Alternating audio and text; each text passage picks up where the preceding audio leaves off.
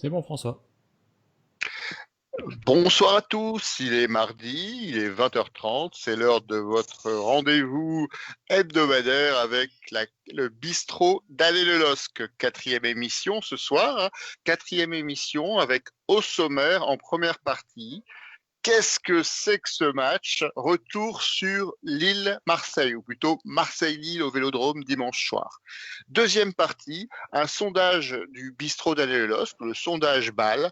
Faut-il renforcer l'équipe d'ici la fin du mercato? Et enfin, troisième partie, le sempiternel point sur le prochain match. Prochain match, c'est déjà vendredi soir, Lille-Nantes. Quels sont les enjeux de ce match? On échangera sur ces trois sujets avec les supporters du LOSC qui sont en direct sur le chat de l'émission. Alors le chat sur Twitch, mais aussi, et c'est une nouveauté, en direct sur Facebook. Et vous avez également la possibilité d'intervenir sur le forum d'Aller le LOSC. Vous avez également la possibilité d'intervenir en direct dans l'émission. Aujourd'hui, quatre supporters, pardon, j'en envoyé un tout petit, sont avec nous. Alors, dans l'ordre, et ils vont se présenter à chaque fois par une petite phrase. Alors, on va commencer par Frédéric. Frédéric, bonjour. Bonjour François, bonjour à tous les auditeurs qui nous écoutent. Oui, Frédéric, Fred le Lillois sur un site autre que Allez-le-Losc, je m'en excuse. On peut le citer, hein, c'est Oui, Passion Losc. sur Passion Losc, oui. Alors, Donc, ça fait plusieurs années. on est envahi par Passion Losc ce soir, mais ils sont toujours les bienvenus. Ouais, bien Donc, sûr. donc Fred Donc qui est voilà. déjà venu pour une première émission, qui avait même essuyé les plâtres avec nous et qui revient. Donc Fred qui est abonné en Tribune Nord active, si je ne dis pas de bêtises. Non, au-dessus. Au-dessus. Au-dessus des DVE, ouais. Au-dessus. Voilà, donc avec une meilleure vision. Oui. Nous avons ensuite deux Christophe. Alors on va commencer par le premier. Alors on va l'appeler Christophe D. Christophe D, est-ce que tu peux te présenter rapidement? Ah, il arrive. Il a été déconnecté, il arrive. Alors il est là, il est là. Voilà. Il est là. Christophe D, est-ce que tu peux te présenter rapidement? Ouais, moi, Christophe, je me suis fait appeler Viox pendant un bout de temps sur les réseaux sociaux. Encore maintenant, j'apparais comme ça. Et je suis parti de Lille depuis une quarantaine d'années, quoi. Voilà. Et Christophe, le premier adhérent au Doc du Net, et donc qui lui aussi fait partie de la communauté Passion LOSC qu'on salue au passage. Parce que nous, on aime bien toutes les communautés de supporters Internet du LOSC, on ne fait pas de différence. Tout le monde est bienvenu. On a un deuxième Christophe ce soir, Christophe C. Alors ça va pas être simple pour moi. Christophe qui était là la semaine dernière avec, vous le voyez pas, mais son magnifique drapeau du Canada derrière lui. Bonsoir Christophe. Bonsoir François, bonsoir à tous. Bah oui, très heureux de faire partie encore une fois de cette émission pour la deuxième fois. Merci de l'invitation. Et le quatrième, on ne le présente plus. Georges, alias Jojo, alors figure historique de l'émission, le champion de France des pronostics. Alors Georges, bonsoir. Ouais, au niveau prono, je crois que je suis un peu rentré dans le peloton, quoi. Mais ouais, donc Jojo d'aller le LOSC, Georges Jojo, j'ai choisi l'originalité, quoi. Voilà. Et donc, content d'être là. Je crois que c'est ma quatrième. Et puis bien sûr, dans la vignette qui se situe juste de ce côté-là, vous avez Arnaud qui réalise l'émission, qui est aux commandes, qui suit tout, qui s'occupe de tout et qui va nous accompagner encore ce soir. Bonsoir tout le monde.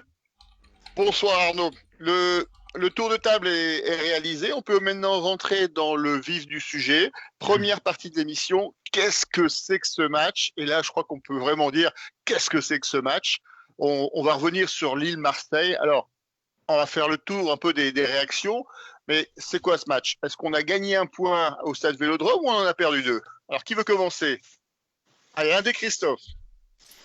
Allez, Christophe C. Allez, il va commencer. Allez, Christophe C. Ouais, qu'est-ce que c'est que ce match? Je sais pas encore, je m'en suis pas remis en fait. Je l'ai regardé encore une fois, deux fois, comme le match d'avant. J'étais pas loin finalement au niveau prono, à 5 minutes près. Donc voilà, petite déception. Mais oui, gros match, hein. Gros match. Je pense que là-dessus, il n'y a pas grand-chose à enlever à l'équipe. On a été plutôt pas mal, même si on a pêché peut-être un petit peu à la fin, physiquement, je crois. Mais voilà, ouais, moi j'ai aimé la production lilloise dans son ensemble. Voilà, je vais laisser la parole aux autres. L'autre Christophe, ton avis sur le match, hein? Je suis vraiment déçu. Je pense qu'on perd 2 points. On perd vraiment 2 points. Je pense que on a pris le dessus sur Marseille, mais après on n'est pas assez tranchant devant. En fait, on a une équipe binaire. On est tout à base de 0 et de 1. Et à mon avis, il faudrait passer à 2 ou 3, quoi, parce que je pense qu'il y a moyen de mettre à 2-3-0 à la mi-temps et d'assommer le match. Et il faut vraiment qu'on y arrive, parce qu'après, on voit qu'on est encore assez friable derrière. Georges, tu partages cet avis? Ouais, bah, moi, en fait, tout à fait, hein, clairement, c'est tout point de perdu. J'ai eu l'impression d'assister à une rediff. Ces matchs contre Marseille, le Vélodrome, qu'on domine, je me souviens, je crois que c'est il y a 3-4 ans, sous les Antonetti, on avait eu exactement le même match. On a surclassé Carter, et faute de la partie, on est en rouge, un coup franc à l'époque, et boum, ils égalisent dans les arrêts de jeu. Et j'ai revécu le match, et je me dis à chaque fois, ces matchs à Marseille, c'est terrible, quoi. Au moment où contre le poteau, merde, on n'a pas tué la bête, comme l'a dit Galtier. Et je sais pas, je le sentais venir, ça, le moment, quoi. Par contre, mon prono, moi, si on 5 minutes en moins, il m'aurait fallu 5 minutes de plus, quoi. Bon. Alors, ce match me fait penser un peu à une phrase célèbre qui a été rendue célèbre par Thierry Roland, qui disait que football, c'est un sport qui se joue à 22 et à la fin, c'est un Germain qui remporte le point. Donc, c'est vrai que vu l'évolution finalement du match, Lille a énormément d'occasions. Lille maîtrise son match et se fait remonter un peu du diable Vauvert par un but sur coup franc. Alors, Marseille, je crois, est spécialiste cette année des buts sur coup franc. Ils marquent sur coup de pied arrêté. Je crois qu'ils ne font que ça. Qu'est-ce qui nous a manqué justement? Bon, du réalisme, c'est une qualité offensive, c'est une qualité défensive de Marseille. Enfin, moi, je pense. Oui. Enfin, moi, je pense que c'est plutôt les rentrants qui n'ont pas apporté ce qu'il fallait à l'équipe à le moment venu, quoi. Parce que quand le Galtier a fait les changements, l'équipe n'a pu tourner très très rond. Et c'est ce qui est dommage parce que ils auraient pu se servir de leur coéquipier, ce qu'ils avaient fait tout le match auparavant. Et j'ai l'impression qu'ils ne sont pas rentrés dans le match comme les titulaires en fait. Ils sont restés prostrés peut-être par rapport à l'enjeu du match après. Je ne sais pas ce qui s'est vraiment passé, si c'est ça ou pas. Alors, d'un match à l'autre, finalement, le banc fait ou ne fait pas la différence. Donc cette fois-ci, visiblement, c'était pas, alors qu'il y avait des titulaires historiques qui étaient sur le banc, qui sont rentrés en jeu, comme Ikoné et Sanchez. Ils vous ont déçu? Christophe D. Oui, vraiment déçu. Vraiment, Ikoné, Sanchez, c'est un peu spécial parce qu'il fait rentrer à la place d'un attaquant, il se met entre deux et il essaie de mettre de la pression et c'est un peu maladroit, je trouve. Et il est un peu absent depuis le début de la saison. Enfin, on a du mal à reconnaître le Ikoné qui était performant. Il a fait une passe de but, je crois, au premier match. Et depuis ce temps-là, on a du mal à le voir. Et, non, franchement, mais je pense pas que j'en veux pas trop rentrant. Moi. C'est plus la première mi-temps. Je trouve que la première mi-temps, on doit être plus tranchant en première mi-temps. On doit pas attendre la deuxième mi-temps pour faire la différence. Enfin, on doit être tranchant dès le départ et on rate des occasions parce que, je sais pas, il y a un manque d'audace ou il y a un manque de je sais pas quoi, mais il y a un manque d'automatisme devant, c'est sûr, avec de nouveaux attaquants, c'est pas facile. Mais voilà, quand on domine autant une équipe, on ne doit pas se retrouver à 1-0 à la 85e. Je pense que dès la première mi-temps, on devait marquer des buts. Et il faut vraiment qu'on y arrive parce que sinon, si on ne simplifie pas les matchs, ça va être très vite compliqué. Alors, je vais me faire l'avocat du diable, mais Georges, il y a quand même plusieurs poteaux ou transversales. On a Mandanda qui fait un match de qualité, qui, comme d'habitude, je serais tenté de dire. Donc, il y a certes des défaillances de l'attaque, mais il y a aussi un peu de réussite défensive au niveau marseillais. Non, mais Évidemment, je pense que d'abord, Mandanda, j'ai l'impression qu'il attend d'être joué contre le LOSC pour être en état de grâce. C'est pas la première fois qu'il nous fait un match. Je pense qu'il y a 5 ou 6 arrêts, mais qui sont pas des petits arrêts, quoi. On touche 3 fois du bois quand même. Donc, en termes de réussite, ça fait beaucoup. Et je pense qu'en termes de jeu, au moins sur une grosse partie de la deuxième mi-temps, on les surclasse de manière assez évidente. Et il y a un manque de réussite, peut-être un manque d'adresse parfois. Je me suis beaucoup questionné sur le poteau de Bourrat, parce que prime abord, ça a l'air évident, ça l'est peut-être pas autant que ça, mais évidemment, je pense que si là, au fond, il y a moyen de tuer le match, de leur faire très mal. Et je crois qu'on partait vraiment sur ce qui aurait pu être aussi une correction, quoi. Donc, il y a peut-être eu aussi un manque de lucidité. On en parlait, un manque d'automatisme au niveau des deux attaquants. Quand même deux joueurs qui viennent de championnats très éloignés, qui arrivent dans un système un peu neuf. Donc, encore une fois, il n'y a que 4 journées. Et puis, peut-être m'en parler du changement, ça avait été évoqué avec l'entrée de Sanchez à la place de Bourrat.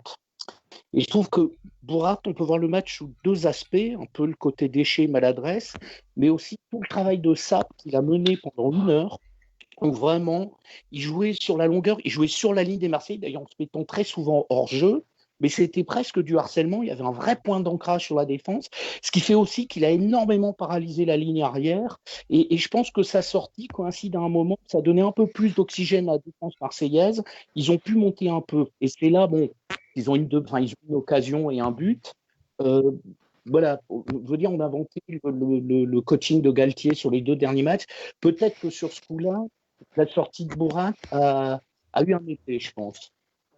Alors Christophe C, le débat fait beaucoup de bruit sur les réseaux sociaux et sur le forum d'Aller le LOSC. On a les pro-Bourrat et les anti-Bourrat. Certains soulignent effectivement son match et sa puissance physique. D'autres regrettent son inefficacité devant le but. Qu'est-ce que tu en penses de ce joueur ? Moi, j'apprécie. Pour moi, il a fait vraiment un très très gros match. Comme disait Jojo, effectivement, Galtier le sort. Ça fait peut-être un petit peu basculer le match. Il a raison là-dessus, je suis d'accord avec lui. Il fait rentrer Sanchez à sa place, qui n'est pas dans l'état d'esprit du match de Bourrat. Je pense que effectivement, si on prend ce but, c'est un petit peu à cause de ça. Il a fait quand même une grosse prestation. Alors c'est vrai, il est maladroit. Et il est maladroit comme beaucoup de joueurs qui se dépensent énormément. Physiquement, il les a bougés. Il a bougé Alvaro, il a bougé toute la défense marseillaise. Voilà, il a mis à contribution Mandanda. Alors effectivement, il est maladroit sur l'action du poteau. La passe n'est pas terrible. Vu la débauche d'énergie, sincèrement, moi, j'ai rien à lui reprocher sur ce match-là. Je l'ai vraiment trouvé intéressant, ouais. Plus que mon ami canadien en tout cas. Et Frédéric, David, comment tu l'as trouvé ? Je sais pas comment expliquer ça, je sais pas. Donc, il n'est pas dans les bons coups à chaque fois, il me semble perdu sur le terrain, ce garçon pour l'instant. Peut-être qu'il va y avoir un déclic un jour, hein. Je l'espère le plus tôt possible quand même, parce que un transfert à ce calibre-là, on n'en fait pas souvent. Alors si on se rate maintenant, ça sera compliqué pour en trouver un bon, parce qu'on voit que des clubs comme par exemple comme Lens, qui ont un transfert avec Sanogo beaucoup moins cher, et ils arrivent à trouver les chemins des filets à plusieurs reprises. Alors j'espère que ça va arriver pour David, ce serait très bien, parce que il mérite ce garçon, je pense, parce que il donne quand même de temps en temps sur le terrain, mais c'est pas encore ça, je pense. Il faut vraiment qu'il voilà, je sais pas comment l'expliquer. Alors, sur le chat de l'émission, on commence à avoir des réactions. On a Schizophile, qui est un habitué du chat et qu'on attend avec beaucoup d'impatience en direct dans l'émission, qui souligne également que Bourak s'améliore et que lui pense que David commence aussi à revenir. Alors, c'est vrai que David, je ne sais pas ce que vous en pensez, mais on le compare souvent à Osimhen, qui a marqué sur les 5 premières journées, qui avait marqué 4, 5, 6 buts. Et, par contre, moi, je me souviens aussi de Pépé, qui avait cartonné pendant une saison, mais qui avait mis 3-4 mois finalement à s'imposer sur l'attaque lilloise. Donc, est-ce que vous avez un avis tranché sur David ? Christophe D, par exemple, qu'est-ce que tu penses ? Tu crois encore à ce joueur ? Bon, bien sûr, c'est pas au bout d'un mois qu'on va acheter le joueur. Après, je me demande s'il ne devrait pas jouer sur un côté. Le problème, c'est que sur les côtés, on a déjà plein de joueurs, quoi. Il y a déjà Yadji qui a déjà du mal à jouer, qui ne joue jamais. Parce que s'il a besoin de vitesse qui reste devant, c'est compliqué pour lui de jouer en vitesse. Donc, parce qu'il n'a pas l'air d'être un joueur d'appui, c'est ça le problème. C'est que Osimhen, il sait tout faire. Donc, il sait faire joueur d'appui, il sait prendre la profondeur. Lui, a priori, il a vraiment envie à chaque fois de prendre la profondeur, sauf que faire des appels quand on n'a que 10 mètres, alors que sur un côté, il aurait 20 ou 30 mètres, c'est embêtant, quoi. Donc, je ne sais pas si c'est parce qu'on parle de Pépé. Pépé jouait sur un côté, il arrivait lancé, il jouait, quoi. Est-ce qu'on doit parvenir avec une seule pointe avec Yilmaz et puis mettre deux offensifs sur les côtés, histoire de faire courir les joueurs sur les côtés et mettre quelqu'un en appui du genre Ikoné, pourquoi pas. Mais non, bien sûr que David, c'est peut-être juste un problème de je ne sais plus qui disait qu'il avait peut-être du mal à se placer, c'est peut-être juste un problème de positionnement. Et bon, j'espère qu'il reviendra avant les vacances, quoi. C'est pas le problème. Après, faut pas oublier que David, il n'a pas fait la préparation avec la Gantoise. En tout cas, il n'a pas joué les matchs amicaux. Et avec le Covid, il n'avait pas joué depuis le mois de mars. Donc, il faut aussi lui mettre à son crédit cette longue absence sur le terrain. Georges, tu es positif avec David? Ouais, je pense. Non, mais évidemment, tu prends l'exemple de Pépé. Il y en a d'autres qui reviennent en tête. Gervinho, Kader Keita, c'est aussi des joueurs de couloir, mais c'est des joueurs. Il a fallu le temps. Moi, je me souviens, Gervinho, au bout de 6 journées, sur le forum de Lelos, qu'il était rebaptisé Gervinul. On a vu un peu. Donc, évidemment, 4 journées. Je me souviens qu'à l'époque, on l'appelait le poulet sans tête. Le poulet sans tête. Tout à fait. C'est ça. Et lui aussi, justement, était en incohérence totale par rapport à un type de jeu où il n'était pas. Pépé, ça a été sans doute justement le fait de le faire jouer en pointe au centre, qui était peut-être pas l'idée la plus maligne de Bielsa, où finalement il était dans un positionnement, il avait beaucoup de mal, c'était un joueur de profondeur, on le fait jouer en pointe, il était constamment hors jeu. Je me souviens qu'Kader Keita, ça a mis un moment aussi, et c'est des joueurs qui ont tous fini par émerger. Bon, à contrario, on a eu aussi des joueurs dont on a attendu beaucoup et qui ne sont jamais arrivés au niveau où on les attendait. Mais là, je pense que 4 journées, c'est vraiment précoce pour porter un jugement, surtout qu'en effet, alors, pour Yilmaz, il y a eu un mieux qui était quand même moins évident que pour le Turc, mais tout n'est pas acheté dans sa prestation. Clairement, c'est pas un bon match qu'il a fait. Moi, il m'a un peu inquiété sur ses frappes de balle. Je crois qu'il en a une à un moment, ça manquait de puissance, mais je pense que, en effet, on en parlait la semaine dernière. La comparaison avec Osimhen n'a pas lieu d'être parce que c'est pas du tout la même typologie de joueur. Et ouais, je pense qu'il faudra un peu de temps, quoi. En tout cas, Georges nous aura appris quelque chose, c'est que Bielsa aurait eu une idée intelligente au moment où il entraînait le LOSC. Moi, je m'en étais pas aperçu, mais enfin bon, ça, c'est mon avis personnel. Ça s'anime sur le chat de Twitch. Alors, on a Mantpulco59 qui nous a rejoint, qui est un grand fan de Christophe C. Et qui nous demande d'être indulgent avec David, mais on l'est indulgent, on l'aime bien et on sera patient de toute façon. Et nous avons également Schizophile qui décline gentiment mon invitation à l'émission en me disant qu'il préfère rester devant son ordinateur, mais Schizophile, si tu viens participer à l'émission, tu seras devant ton ordinateur. Donc c'est pas une bonne raison. Donc on t'attend et on renouvelle notre proposition. Alors sur ce match, je pense que Galtier a résumé finalement le match avec une expression très martiale. Hein. Je crois qu'il prépare sa reconversion pour jouer dans Game of Thrones. En fait, il estime qu'on a laissé l'OM en vie. On avait un OM blessé et on n'a pas réussi à le tuer. Donc c'est ce que vous entendiez tous dans vos premiers commentaires. Comment trouvez-vous cette déclaration de Galtier? Alors, qui veut? Frédéric, ça fait longtemps qu'on t'a pas entendu. Non, mais c'est tout à fait ça. De toute façon, on doit tuer le match, on doit tuer la bête. Hein. C'est moi, je dis ça comme ça tout de suite. J'ai pensé à ça tout de suite. Hein. On va regretter toutes les occasions ratées et on va le payer sur une action de Marseille et on l'a payé. Et voilà, ça s'est fait. Et c'est vrai, il a totalement raison. Et c'est vrai que vu la physionomie du match, on aurait dû vraiment en mettre 2, voire 3 même à la mi-temps, on aurait dû déjà marquer plus de buts que ça, quoi. C'est dommage. On s'est laissé aller après, je pense. C'est dommage. Arnaud, tu restes très discret devant tes manettes. Ton avis sur le match, tu partages un peu l'avis de nos 4 collègues? Ah oui, oui, tout à fait. Le fait de ne pas avoir tué le match en première mi-temps, même, je sais plus, c'était Rongier, je crois, qui était au micro de la télévision, et qui disait clairement, si Lille mène 2 ou 3-0 à la mi-temps, il y a rien à dire. C'était clair et net, il y avait pas photo. Mais en fin de compte, ce qui nous manque, c'est le réalisme devant, comme d'habitude. On a eu, là j'ai les statistiques devant les yeux, 14 tirs, 7 cadrés. On a marqué qu'un but. Eux, ils ont 2 cadrés. 2 seuls cadrés et ils en marquent un. C'est pour ça, eux, ils ont été vraiment réalistes devant les buts. Nous, on a loupé des occasions bêtement.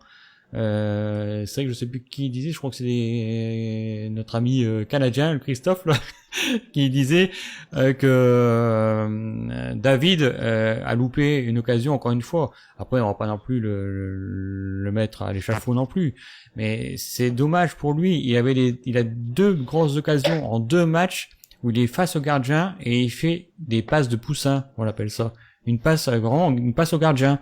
C'est dommage, faut qu'il aille, je crois qu'il a peur, je crois qu'il a un peu la peur au ventre. Est-ce que c'est le transfert, est-ce que c'est les 30 millions qui ont coûté, qui a fait qu'il a peur devant les buts et de peur de décevoir? Mais il faut qu'il se libère. J'espère une chose, c'est qu'on ait vite un penalty et qu'on le laisse tirer pour qu'il puisse marquer, pour qu'il puisse être libéré, qu'il puisse avoir son but à lui. Enfin, moi, c'est ce que je pense. Alors, on a beaucoup parlé des défaillances finalement de l'attaque lilloise, en tout cas de son manque d'efficacité. On a Rico6231 qui vient d'arriver sur le chat et qui nous dit « Autant que tuer le match, on n'a pas su garder le ballon à la fin du match, on balançait trop. » Alors, c'est peut-être le moment de refaire un peu un tour d'horizon des différentes lignes lilloises. On a beaucoup parlé des attaquants. Le milieu de terrain, comment vous l'avez trouvé et est-ce que vous avez ressenti finalement cette impossibilité de garder le ballon à la fin? Christophe D. Ouais. Christophe, vas-y. Ouais, donc par rapport au milieu de terrain, je pense que c'est même pas un problème. Ce que je disais tout à l'heure, c'était que Renato Sanchez, lorsqu'il rentre, il fait un pressing pour moi assez maladroit, quoi. Il court un peu n'importe où, il va presser les joueurs, il va presser. Et je pense que c'est Georges qui en parlait aussi par rapport au remplacement qui a eu lieu. Je pense que Renato Sanchez, il doit rentrer pour garder le ballon, pour essayer de jouer et de garder le ballon, de faire une course avec, de porter un peu son équipe et pas sauter sur tout ce qui bouge, quoi. C'était alors je sais pas si c'est parce qu'il est perdu ou quoi, mais voilà. Et donc je pense que après on parle comme ça, mais on a oublié de parler de Luis Araujo, quoi, qui a été titulaire et qui était très bon. Quand même, faut quand même en parler parce que Luis Araujo, on dit toujours quand il est titulaire, il est moins bon. Il était titulaire, il était très fort et je pense que son apport a été énorme et heureusement qu'il est là aujourd'hui pour ce match. Mais bon, en milieu de terrain, je pense que c'est pas si mal que ça, mais je pense que c'est ça, c'est que pourquoi Sanchez se prend pas en patron, je sais pas pourquoi. Je sais pas si c'est pas l'âme ou quoi, mais Alors, voilà, Christophe C, sur la fin du match, on recule et on laisse finalement les Marseillais se procurer ces semi-occasions qui se traduisent en but. Est-ce que c'est lié à une fatigue physique ou au remplacement éventuellement de Christophe Galtier? On parlait de Sanchez tout à l'heure. Comment tu as vu, toi, cette évolution du match? Mon ressenti sur le match, le soir du match en tout cas, c'est vraiment une baisse physique au milieu de terrain. Les changements qui n'ont rien apporté, au contraire, qui ont déséquilibré plus l'équipe. Soumaré qui récupérait beaucoup de ballons, qui n'en a pas ressorti beaucoup de très très bons, beaucoup de pertes derrière. Et je voulais revenir sur une petite stat de Arnaud.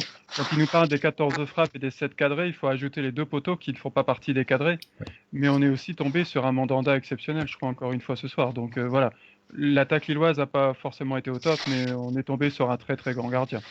Mais voilà, pour revenir à ta question, effectivement, le milieu de terrain a perdu le contrôle du match, je pense, et voilà, et les petites vagues marseillaises qui n'étaient pas forcément très dangereuses, avec le petit déséquilibre de l'entrée de Reynaldo, qui était voilà, l'apport aussi des remplaçants marseillais qui nous ont bien embêtés finalement, même si voilà, c'est pas forcément des joueurs aussi performants que les titulaires. C'était un petit ensemble, tout ça, je pense. Voilà, on reste toujours avec notre défense centrale qui est très costaud et les latéraux qui pêchent un petit peu, je trouve. D'accord. Et au milieu de terrain, c'est vrai qu'on peut souligner encore le bon match d'André, qui est vraiment très régulier. Et également Bamba, qui joue un match intéressant. Georges, qu'est-ce que tu en penses? Ouais. Ah, on t'entend très très mal, Georges. Je ne sais pas si c'est un problème de connexion. Je vais t'essayer de reprendre. Non, je crois que ça vient pas. Allô? Ah, On l'a perdu, je crois. on est en train de le perdre. Je vais passer la parole à Frédéric pendant qu'on essaie de récupérer Georges. Frédéric, donc, comment tu as trouvé le match d'André et de Bamba? Bamba, il joue mieux que l'année dernière, on va dire. Enfin, il se projette beaucoup mieux. Il prend ses responsabilités. Et il est un peu meneur sur ce match-là. Parce que d'habitude, c'est toujours Iconé qui mène la danse au milieu de terrain. Et là, Bamba, il a pris sur lui, il a vraiment pris sur lui. Et il a distribué pas mal de bons ballons. Et je pense qu'avec Iconé se rentrait plutôt peut-être dans le match. Peut-être un peu plus étincelant encore sur la fin du match. Donc, pour les deux joueurs. Bon, maintenant, c'est vrai que on peut pas faire jouer tout le monde en même temps parce que c'est trop compliqué. Mais bon. Alors, je vois revenir Georges. On peut reprendre où on s'était arrêté. Donc, le match de Bamba, comment tu l'as ressenti? Ouais, le match de Bamba, beaucoup d'initiatives, je trouve. D'ailleurs, plus ça avance, de plus en plus altruiste. Il n'y a pas que ses raids en solitaire. Collectivement, il a insufflé beaucoup de choses.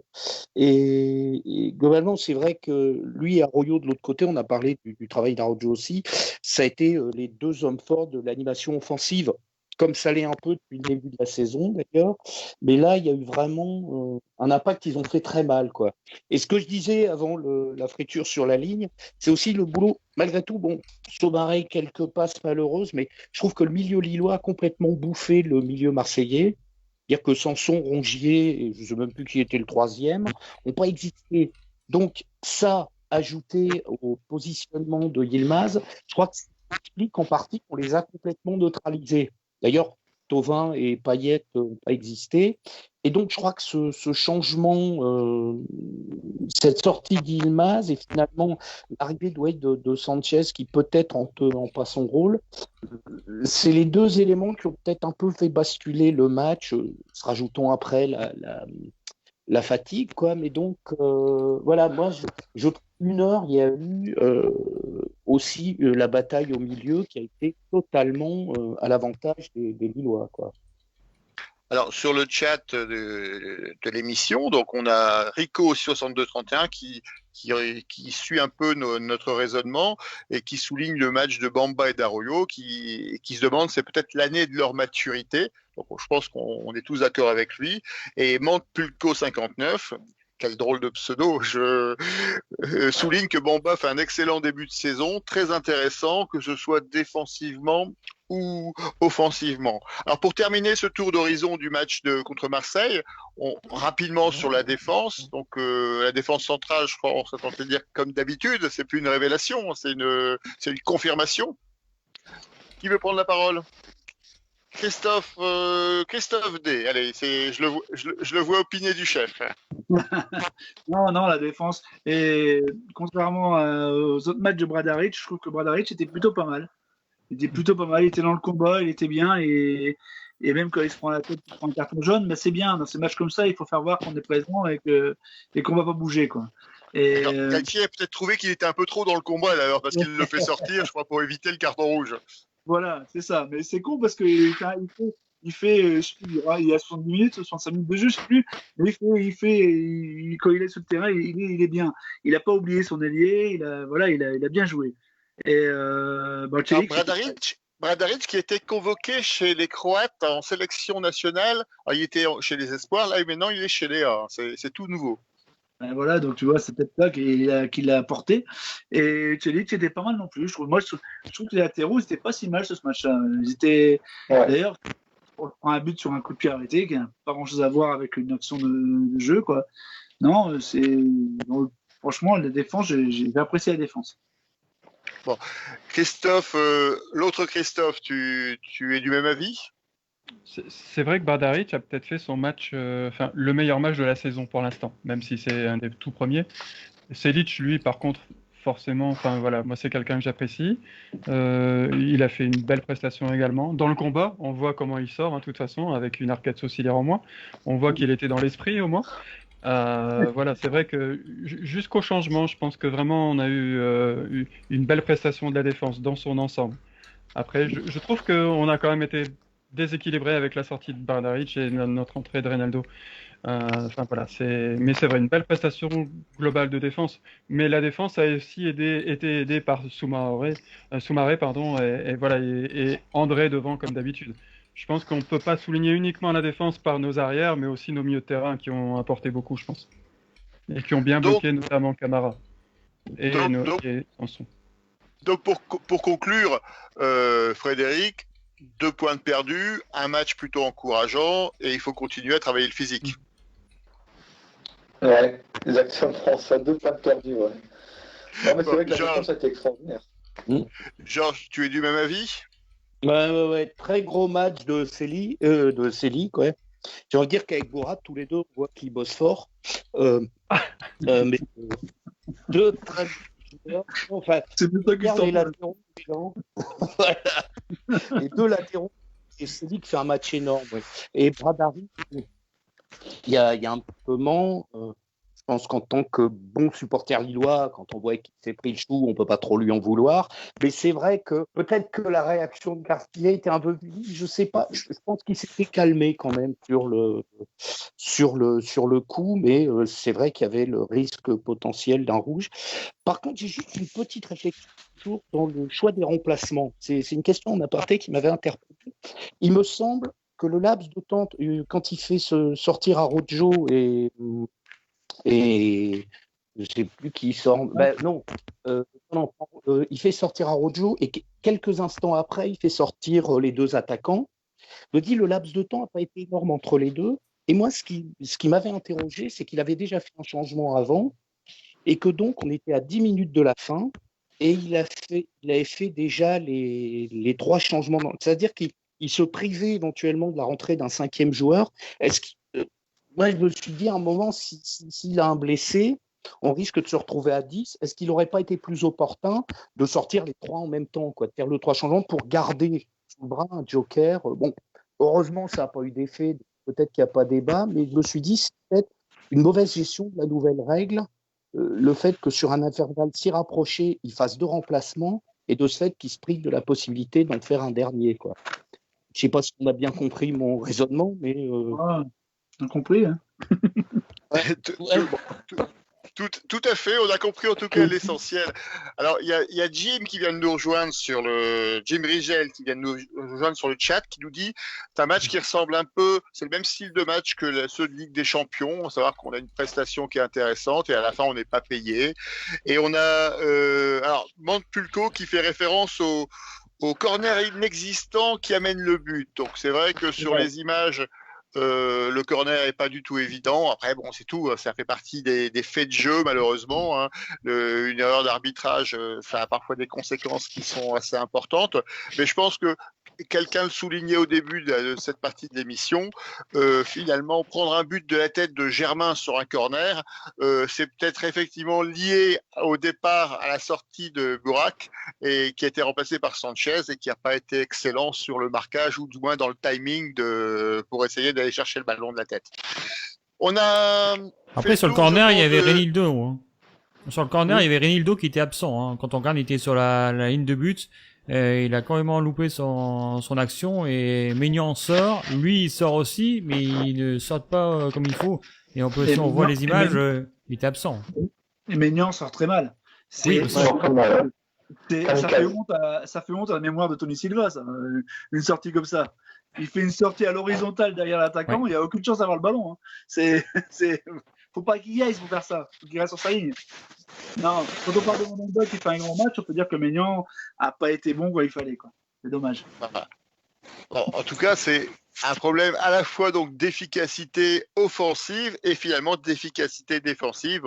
On est vraiment dans le profil des matchs de la Ligue des Champions, hein, finalement. On avait des prestations intéressantes et on n'était pas bon en défense. On avait toujours cette naïveté défensive et on avait aussi une efficacité offensive qui était flagrante. Donc on est un peu, j'espère que quand même Marseille, on l'oublie quand même, c'est un concurrent direct, hein, ils sont qualifiés en Ligue des Champions, ils vont certainement lutter pour être dans le top 5 et j'espère que en parallèle du match de Marseille j'allais dire à Griveaux-Pré-Joris au stade Pierre-Mauroy l'année dernière, j'espère qu'on va pas regretter ces 2 points dans le décompte final parce que l'année dernière, la victoire de Marseille au stade Pierre-Mauroy, c'est ce qui nous coûte la Ligue des Champions au final, hein, dans les circonstances qu'on connaît.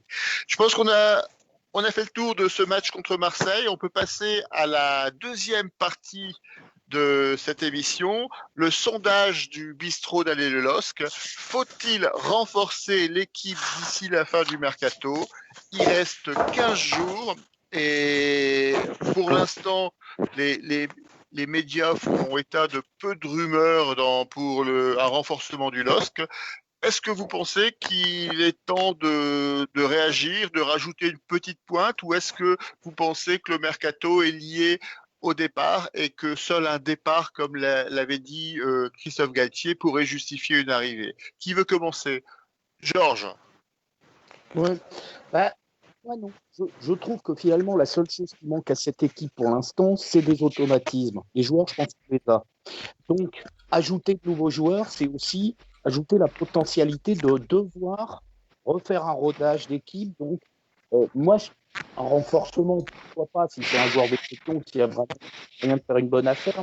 Et je pense que la priorité, ça doit surtout ronder l'équipe, justement, et faire en sorte que le groupe arrive à des automatismes. Donc, moi, je pense que ça ne gênerait pas que personne n'arrive, à condition de garder les titulaires en place. Christophe C, ton avis sur le mercato? Franchement, sans départ, je vois pas ce qu'on pourrait faire de toute façon.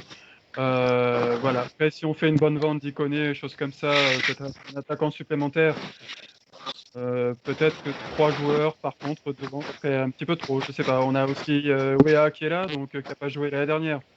Donc voilà, je suis vraiment inquiet. Donc une arrivée, pourquoi faire et à quel poste? Sincèrement, je vois pas. Vraiment, à part compenser un départ, j'y vois pas trop d'intérêt pour l'instant. Alors aujourd'hui, l'effectif du LOSC est pléthorique. Alors c'est vrai qu'on souligne un peu les carences offensives en cette saison. Jim Rizel sur le chat dit qu'il faut prendre un tueur dans la surface. Est-ce que le LOSC en a les moyens? Est-ce que justement, compte tenu d'effectifs pléthoriques, est-ce qu'un joueur supplémentaire, ça déséquilibrerait le groupe de Galtier? Frédéric, tu en penses quoi? Tu souhaites un joueur de plus devant? Non, non, je ne souhaite pas, non, pas du tout. Je pense que ce serait trop. Faudrait qu'un joueur parte, genre Iconé, et j'ai pas envie que Iconé parte, moi, donc aucun joueur supplémentaire. Je pense qu'ils vont finir par se trouver, les joueurs, ils vont finir par trouver le chemin des buts. Il y a Wea derrière qui revient. Il y a Iladji qui vient de Marseille, qui aurait peut-être pu jouer vendredi contre son ancienne équipe, ça aurait peut-être pu apporter quelque chose en plus à l'équipe, peut-être, je ne sais pas. Mais non, moi je pense pas qu'il faut encore des joueurs supplémentaires. Défensivement, on est bon, milieu de terrain, on est pas mal. Et en attaque, il suffit pas manquer de réalisme, pardon. Donc moi je pense que c'est pas mal comme ça, on est bien. Christophe D, toi aussi, tu penses que les arrivées sont liées à des départs? Ah ouais, clairement, je pense qu'on a un effectif déjà assez énorme. On va faire la Ligue Europa, mais tous les postes sont doublés. Après, forcément, on a des joueurs qui sont un peu inférieurs, mais qui sont très jeunes. On parlait des arrières gauche tout à l'heure, Bradaric, il doit avoir 19 ans. Renildo, il doit en avoir 21, je pense. Donc, on ne peut pas recruter des cadres à ce poste-là. Tout le monde en cherche en Europe. Donc, on n'arrivera pas à les trouver.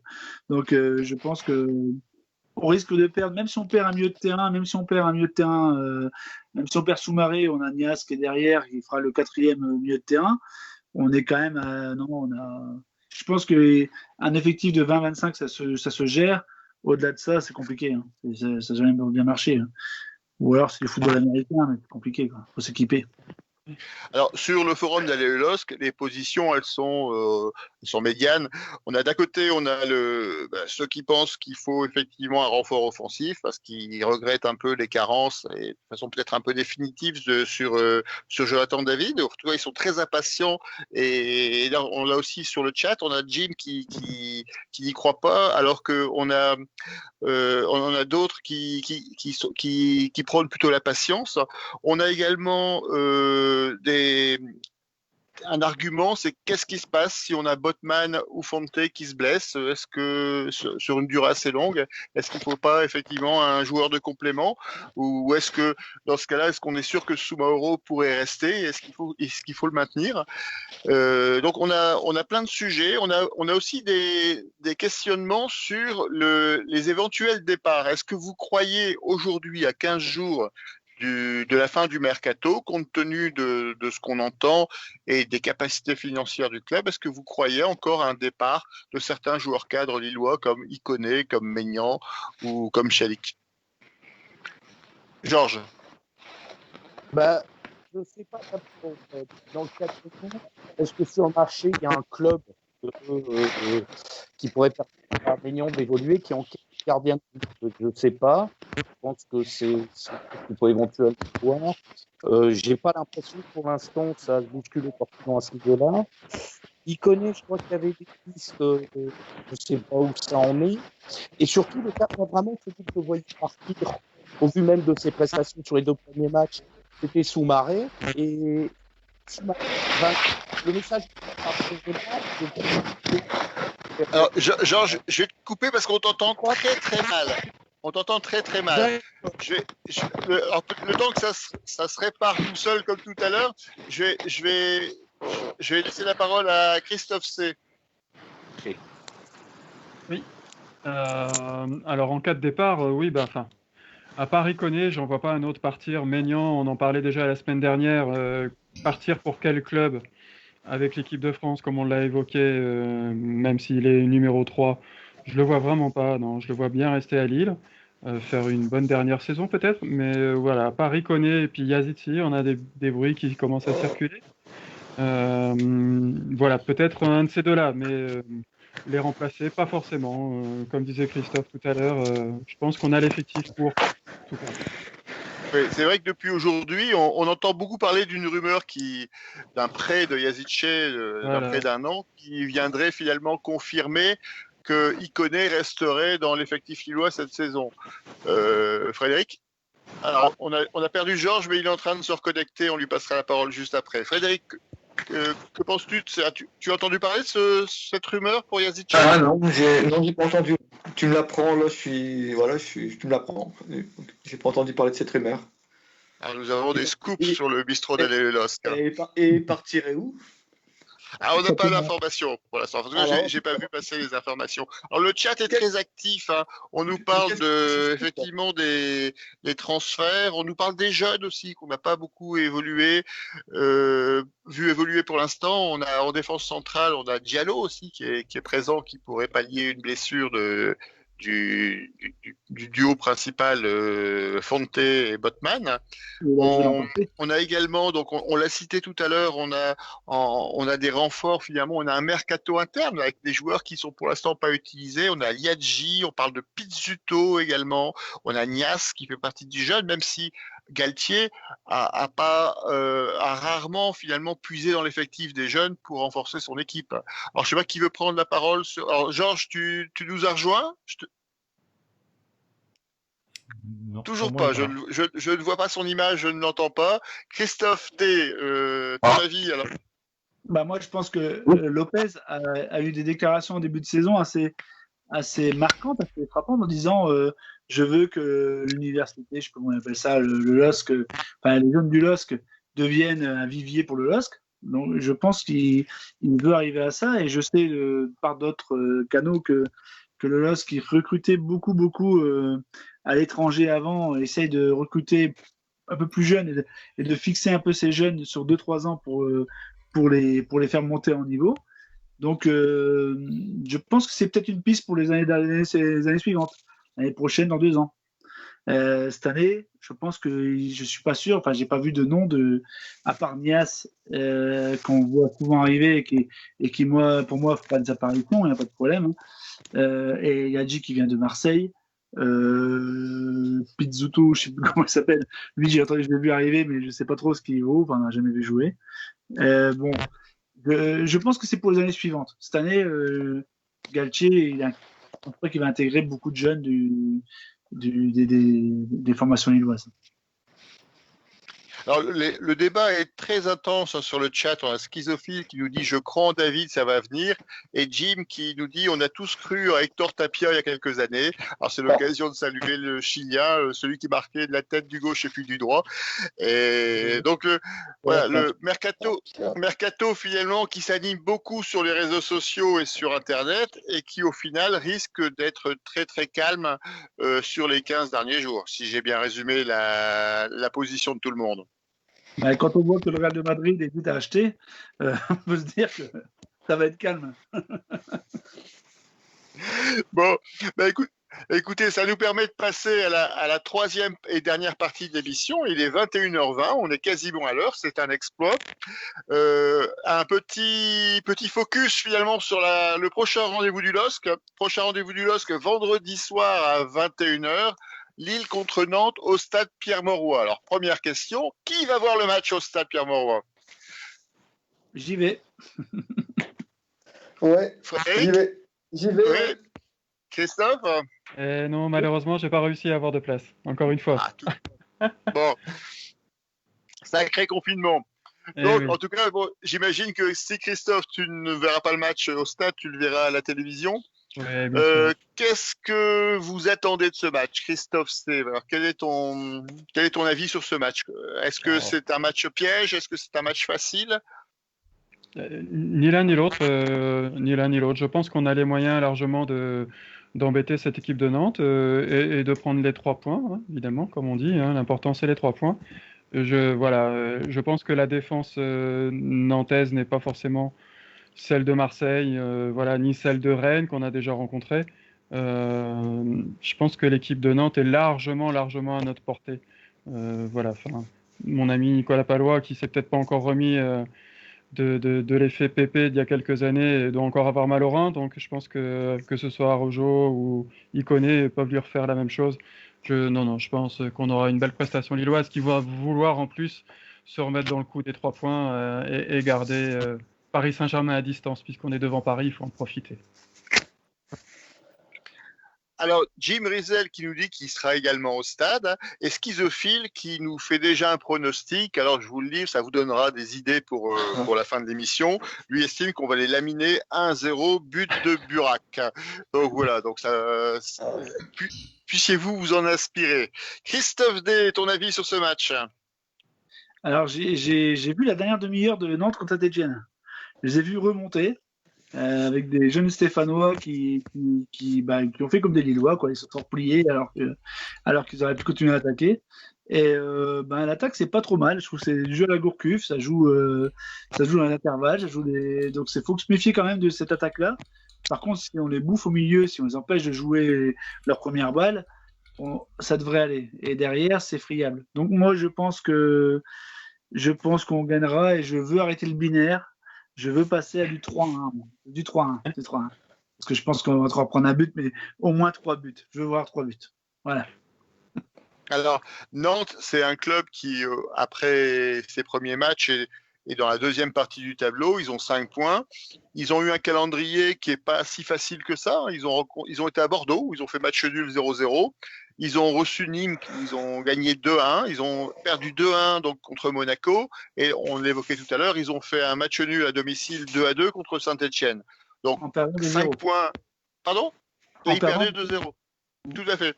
Donc, c'est une équipe qui semble avoir des capacités, qui n'a pas beaucoup évolué par rapport à l'année dernière. Georges, comment tu vois ce match? Bah, en effet, pareil, hein, j'ai vu la fin de match contre Saint-Etienne, et il y a quand même un retour assez spectaculaire. Pour une équipe, je fais un peu la synthèse, je suis assez d'accord. Défensivement, bah ouais, c'est Palois Power, quoi, donc c'est pas flamboyant, mais devant, il y a du mouvement, il y a du jeu. En même temps, c'est quand même un match à porter. Mais je me souviens, les années précédentes, les 3 derniers matchs contre Nantes ont quand même été des matchs très compliqués. Les 2 derniers matchs à domicile, c'est 2 victoires, 2 buts à 1. Et à Nantes, c'est vrai que Pépé leur fait très mal. Il y a cette fameuse victoire où on gagne 3-2, mais on a été mené pareil 2-0, quoi. Donc je pense que c'est pas une équipe à prendre à la légère. Ça reste des outsiders. C'est une équipe qui est programmée pour la première tablée. Mais ouais, c'est un match qu'on doit gagner. Je pense que si on est dans la dynamique de Marseille, avec quand même un peu de réussite en plus et un peu plus d'adresse, parce que ça s'affine à chaque fois, je vois quand même la possibilité d'une victoire, quoi. Alors, Gilles Brizel, qui sur le chat nous dit que les Canaries ne sont pas encore cuits, il nous invite à demander à Saint-Etienne, donc il rejoint un peu notre analyse. Et Montepulco nous dit que Nantes est une équipe qui met énormément de temps à rentrer dans les matchs. Alors, je rebondis sur son commentaire en disant j'espère que vendredi, ils vont mettre 1h03 à rentrer dans le match. Moi, ça me va très très bien. Vous connaissez cette équipe de Nantes, donc vous avez vu la fin du match contre Saint-Etienne. Nantes, c'est souvent l'image du jeu à la nantaise, du beau jeu. Est-ce que c'est encore le cas sur ce que vous avez vu depuis le début de saison? Est-ce que la patte Gourcuff est bien dans le style nantais? Qui veut prendre la parole? Christophe, je te sens prêt à intervenir. Bah, moi, j'ai pas vu grand-chose, j'ai vu que ce match-là, j'ai vu une mi-temps. Mais ce que je peux dire, c'est que ça va très très vite devant. En fait, il ne se complique pas trop la vie, quoi. C'est 2-2 et on va mettre sur l'aile et derrière, on va remettre au centre sur leur attaquant qui est assez grand, là, je ne sais plus comment il s'appelle. Désolé. Ça va très très vite. Et je pense que vraiment, notre milieu a un rôle très important et on a la capacité d'étouffer avec le milieu qu'on a.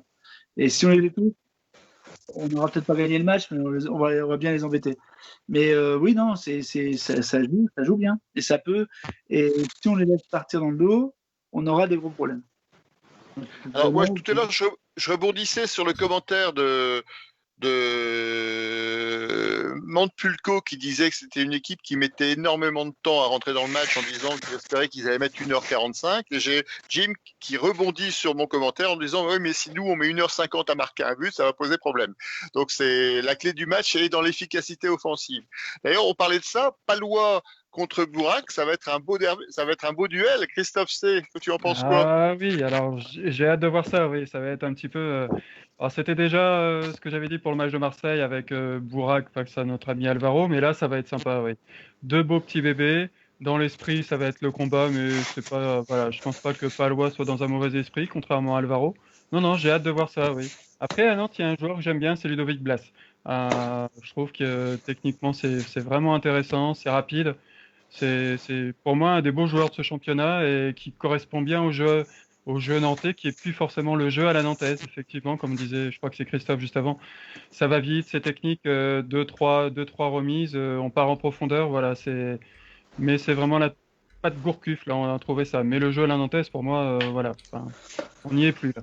Mais ouais, j'ai hâte de voir tout ça. Frédéric, tu as quelque chose à rajouter sur ce match, hein? Maintenant, tout a été dit, je pense. Et moi, je vois quand même on va gagner quand même. Moi, je dis au moins 2-0. Au moins 2-0 et avec un but de David pour lancer sa saison. Ah, Frédéric est pressé de lancer le concours de pronostics. Donc 2-0 avec un but de David pour lancer la saison. Georges, tu es toujours là? Oui, normal. Ouais, je ne vois que ton crâne, mais ça me va très très bien. Ça me va très très bien. Alors, ton pronostic pour ce match, tu as déjà évoqué tout à l'heure partiellement. Comment tu vois le résultat? J'espère un petit 3-1, ça ne me déplairait pas. Un petit 3-1. Avec parce que le 3-0, bon, ça rappelle un bon souvenir qui est enchaîné après. Ouais, non, mais Puis surtout, le dernier 3-0 contre Nantes, c'était Bielsa, c'était une victoire pleine d'espoir et puis des lendemains qui déchantent, donc un petit Après, il y a eu 3-1. Strasbourg. Ouais, bon. Donc on va dire 3-1, histoire que on puisse se dire toute ressemblance, voilà. Donc ouais, j'aimerais bien aussi que David marque enfin un but, qui est un déclic. Et puis ouais, bah, les habituels pour augmenter le compteur, Araujo et Bamba qui aient de leur petit but aussi, quoi. Christophe D, ton pronostic, hein. Moi, je dis tout à l'heure, je dis 3-1. Après, j'aimerais bien que David, Yulmaz et Rémi. Ah, bah non, pas Rémi, hein, c'est vrai. Non, mais. Que Il David, peut revenir marquer un but à la 92e minute, moi ça me dérange pas, hein. de la tête. Voilà. Et donc, mais non, mais voilà. C'est bien que les attaquants marquent des buts, c'est très bien. Et qu'on quitte le binaire, qu'on aille jusqu'au 3-1. Et c'est pas parce que Palois met son short à la D'Amico qu'on va l'aimer. Hein. Voilà, ça fait plus de temps. Voilà. En tout cas, si tu gagnes au concours de pronostic du dernier buteur du LOSC, à mon avis, tu vas faire fortune, hein. Tu peux arrêter de travailler. Parce que si la cote de Rémi au match Lille-Nantes doit être quand même astronomique. Christophe C, ton avis sur le match et ton pronostic, pardon, avec le nom du buteur. Alors, moi, je verrais bien un petit 2-0. Avec un petit but contre son camp, on va continuer à charger notre bon Palois. Et puis après, bah, peu importe. Enfin voilà, la ligne d'attaque, comme disait Christophe juste avant. Un petit but d'attaquant, juste pour le moral, ça nous fait un bien fou, je crois. Et à eux comme à nous. Arnaud, tu as envie de donner ton petit pronostic?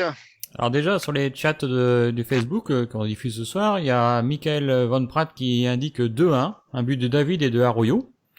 Moi, par contre, personnellement, j'aimerais bien avoir un résultat net, clair et vraiment avec un beau score, un 3 ou 4-0 pour essayer de débloquer tout ça et d'être beaucoup plus rassuré sur le terrain et d'être beaucoup plus libre et tenter des choses. Donc moi, je vois bien un petit 4-0. Alors, on a aussi un 2-1 de Jim Rizel sur le chat de l'émission. Alors, moi, je vais vous donner mon pronostic comme d'habitude, hein. Moi, je vois la rencontre entre le jeu à la lilloise et le jeu à la nantaise, même si c'est plus tout à fait comme avant. Moi, je vois un 12-7. Alors, pour le nom des buteurs, on va pas perdre de temps. Je vous invite à regarder la feuille de match, ça ira beaucoup plus vite. Voilà, je pense que... J'ai aussi un petit message aussi de Boris, qui est un fameux supporter aussi qui habite dans la région du Rhône, qui indique aussi que Palois va prendre un rouge à la 23e. C'est ambitieux. C'est ambitieux. Et donc, en deuxième mi-temps, donc Palois ne sera pas là. Donc, c'est très mauvais, mais bon, c'était pour terminer sur une mauvaise note. Bon, en tout cas, merci beaucoup de cette participation à cette 4e émission. Il est 21h33. On a tenu à peu près 1 heure. Je crois que c'est remarquable. Je voulais remercier les supporters qui sont intervenus sur le chat de l'émission sur Twitch, sur le Facebook, parce que c'est une nouveauté, on a diffusé en direct sur Facebook, donc ça devrait doper notre audience et on en est très content. Je voudrais remercier également tous les supporters qui sont intervenus pour le sondage du Bistrot Allez le LOSC sur le forum d'Allez le LOSC. Je voudrais remercier bien évidemment les 4 supporters qui sont venus nous rejoindre. Je serais tenté de dire comme d'habitude parce qu'on commence à avoir des habitués. Donc merci beaucoup aux 2 Christophe C et Christophe D. Vous avez vu, je me suis pas trompé une seule fois. C'est bien. Merci à Frédéric, merci à Georges qui lui, alors, il a ses meubles dans l'émission. On va lui installer un lit, il ne bouge plus. Tous les mardis soirs, il vient s'installer avec nous et en tout cas, on est très content qu'il soit là. Merci beaucoup à Arnaud pour son travail, le travail à la fois en direct et puis tout le travail préparatoire. Merci à tous ceux qui vont regarder l'émission, qui ont regardé l'émission en direct. N'hésitez pas, partagez les liens, diffusez. On va essayer de vous mettre en place ce qu'on avait fait il y a 1 ou 2 semaines, c'est-à-dire un petit résumé de 5 minutes. Donc partagez, diffusez la bonne parole, invitez tous les supporters du LOSC à nous rejoindre pour la prochaine émission. Prochaine émission la semaine prochaine, où on débriefera le match de Nantes et on parlera du match suivant qui est le match à Strasbourg, si je dis pas de bêtises. Oui, tout à fait. Et puis en tout cas, donc merci beaucoup. Très bonne soirée à tous. À la semaine prochaine. Et allez, LOSC. Bonne soirée. Ouais. Bonne soirée. Salut.